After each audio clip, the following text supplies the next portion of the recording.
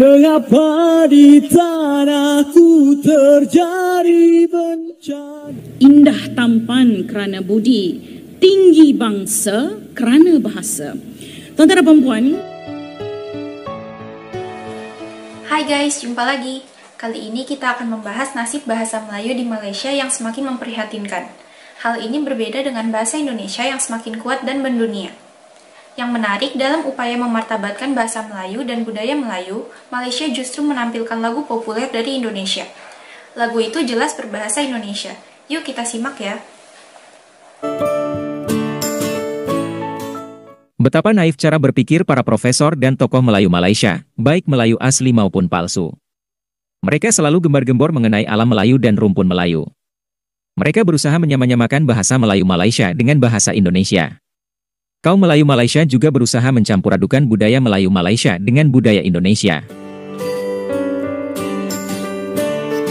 Tujuannya adalah agar kebudayaan Melayu Malaysia terlihat hebat dan besar. Profesor Malaysia mengira bahwa propaganda negara masih ampuh di era sekarang. Gagasan Melayunisasi jadi bahan tertawaan karena peran negara semakin kecil di era media sosial sekarang. Kalaupun seluruh anggaran pemerintah Malaysia dihamburkan untuk propaganda Melayu. Kalaupun seluruh duit negara Malaysia digunakan untuk menyelamatkan bahasa Melayu Malaysia dari kehancuran, hal itu juga tidak akan berhasil. Masalahnya adalah kebudayaan dan bahasa yang lebih besar dan luas pengikutnya selalu akan jadi pemenang. Apalagi di zaman sekarang, zaman digital. Aliran konten berbahasa Indonesia lewat media sosial sulit dibendung. Belum lagi, industri musik, hiburan, sinetron di Indonesia yang jauh lebih berkembang ketimbang Malaysia. Itu semua juga karena peran masyarakat dan swasta yang jauh lebih besar ketimbang negara. Jadi, menyamakan bahasa Indonesia dengan bahasa Melayu Malaysia, sebetulnya justru akan menguntungkan Indonesia. Karena, seluruh rakyat Indonesia akan tetap mengatakan itu sebagai bahasa Indonesia. Indonesia juga tak sudi, sekali lagi tidak sudi, mengubah nama bahasa. Dan dunia pun tetap mengakui sebagai bahasa Indonesia. Begitu pula dalam urusan musik. Dengan mudah orang juga bisa mengidentifikasikan asal-muasal lagu dan penciptanya.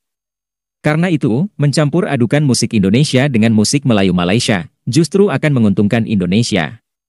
Itu sebabnya, ketika Malaysia menampilkan lagu dari Indonesia, dalam sebuah acara yang cukup penting di Malaysia, hal itu merupakan promosi gratis. Misalnya seperti acara bahasa dan budaya Melayu yang dihadiri oleh Menteri Pendidikan Malaysia berikut ini.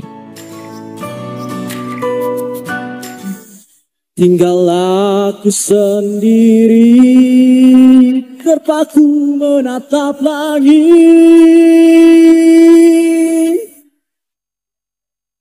Barangkali di sana ada jawabnya.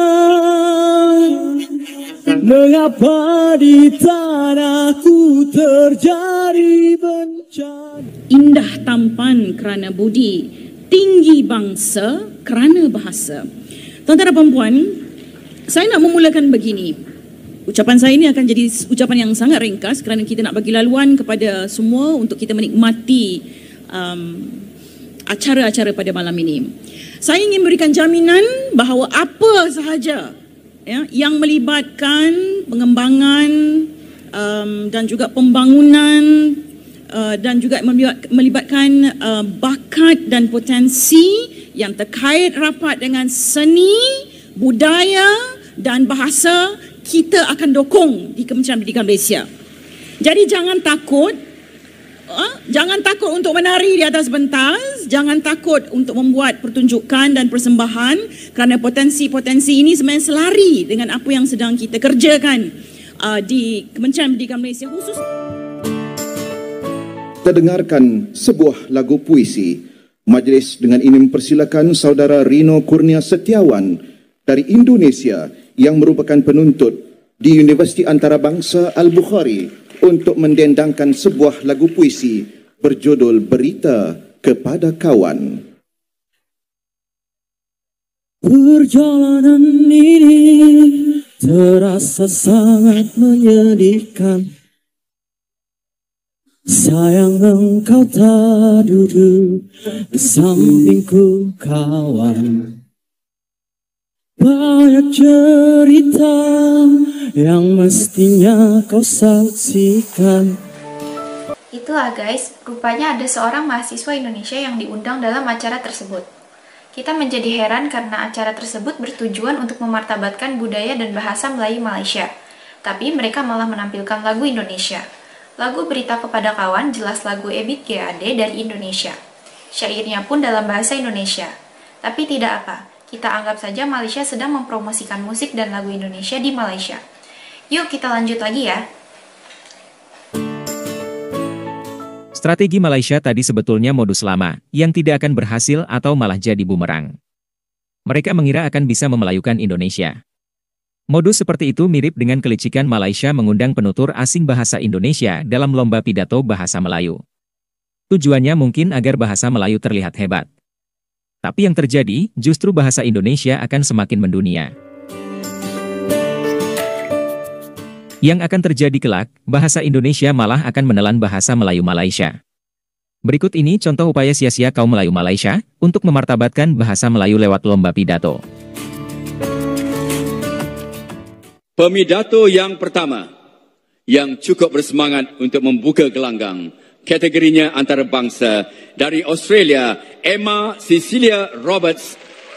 Emma pada malam ini memilih tajuk ASEAN Berpusat Rakyat. Emma Cecilia Roberts dari Australia. Seperti yang kita semua ketahui, seikat lidi lebih kuat daripada sebatang lidi. Jadi, saya berharap kita semua boleh kerjasama untuk membangunkan ASEAN dengan satu visi, satu identiti, dan satu community. Terima kasih. Inilah reaksi para netizen Indonesia. Cara licik Malaysia seperti itu memang memalukan. Pemerintah Malaysia terkesan membodohi rakyatnya sendiri. Karena, Emma sebelumnya memang belajar bahasa Indonesia, bukan bahasa Melayu. Selamat malam semuanya. Nama saya Emma Roberts. Sekarang saya menjadi konsul di Kantor Konsulat Jenderal Australia di Makassar. Kantor saya mengelola hubungan Australia dengan Indonesia bagian timur. Pernah belajar meneliti dan magang di Indonesia. Saya sudah belajar bahasa Indonesia selama 3 tahun. Saya sangat berterima kasih saya memilih untuk belajar bahasa Indonesia karena saya jatuh cinta dengan Indonesia pertama kali saya ke sana. Saya mulai untuk belajar bahasa Indonesia di Salatiga yang ada di Jawa Tengah. Di Salatiga ada satu universitas namanya Universitas Satya Wacana dan itu mempunyai hubungan dengan Universitas Nasional Australia ANU. Begitulah guys, cara Malaysia memartabatkan bahasa Melayu memang aneh. Dengan cara seperti itu, sebetulnya Malaysia malah membantu memartabatkan bahasa Indonesia.